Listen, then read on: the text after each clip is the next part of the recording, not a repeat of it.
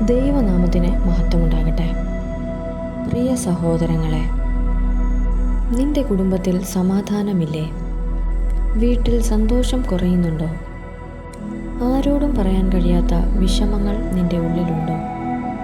എന്നാൽ ഓർമ്മിക്കുക, നിന്റെ കുടുംബത്തെ അനുഗ്രഹിക്കാൻ ദൈവം ആഗ്രഹിക്കുന്നു. ഇന്ന് ഞാൻ പങ്കുവയ്ക്കാൻ പോകുന്ന ഈ വചനങ്ങൾ നിന്റെ വീട്ടിൽ സമാധാനവും സന്തോഷവും തിരികെ കൊണ്ടുവരും. വചനമിതാണ്: എല്ലാറ്റിനും മീതെ സമ്പൂർണതയുടെ ബന്ധമായ സ്നേഹം ധരിപ്പിൻ. ക്രിസ്തുവിൻ്റെ സമാധാനം നിങ്ങളുടെ ഹൃദയങ്ങളിൽ വാഴട്ടെ. അതിനല്ലോ നിങ്ങൾ ഏക ശരീരമായി വിളക്കപ്പെട്ടുമിരിക്കുന്നു. ദൈവം നമ്മോട് വളരെ വ്യക്തമായി പറയുന്നു, സ്നേഹമില്ലെങ്കിൽ ഒന്നും പൂർണ്ണമല്ല. കുടുംബത്തിൽ ധനമുണ്ടാകാം, വിദ്യയുണ്ടാകാം, എന്നാൽ സ്നേഹമില്ലെങ്കിൽ അതൊരു വീടല്ല, ഒരു ശൂന്യതയാണ്. ഇന്ന് പല കുടുംബങ്ങളും തകർന്നു പോകുന്നത് എന്തുകൊണ്ടാണ്? തമ്മിൽ മത്സരിക്കുന്ന ഒരു കാഴ്ചയാണ്. അഭിമാന പ്രശ്നം, ക്ഷമയില്ലായ്മ, സ്വാർത്ഥത.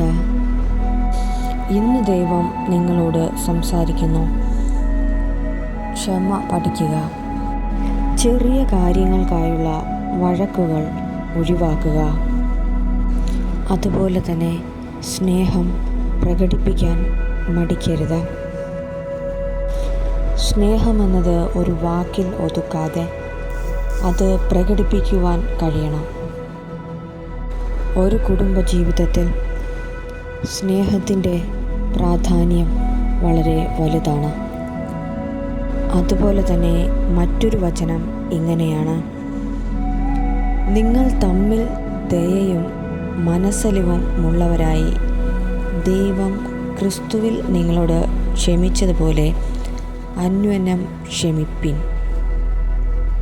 കുടുംബജീവിതത്തിൽ സ്നേഹത്തിൻ്റെ പ്രാധാന്യം എത്ര വലുതാണോ അതുപോലെ തന്നെ ക്ഷമയുടെ പ്രാധാന്യവും അടങ്ങിയിരിക്കുന്നു.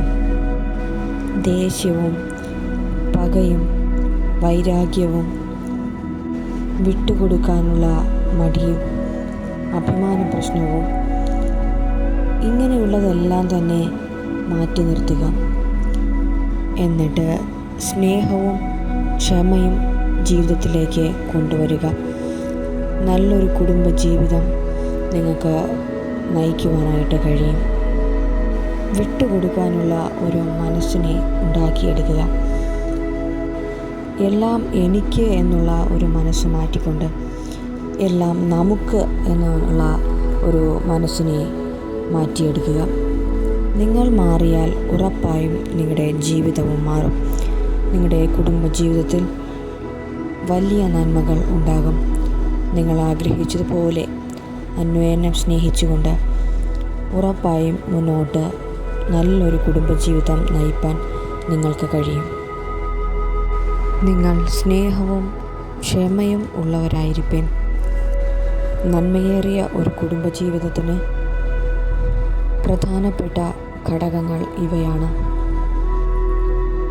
ഇത് പ്രാപിച്ചുകൊണ്ട്, ക്ഷമയെ ഏറ്റെടുത്തുകൊണ്ട്, സ്നേഹത്തെ ഏറ്റെടുത്തുകൊണ്ട് മുന്നോട്ട് പോകുക. നല്ലൊരു കുടുംബജീവിതം നിങ്ങൾക്ക് അവിടെ നൽകുമാറാകട്ടെ.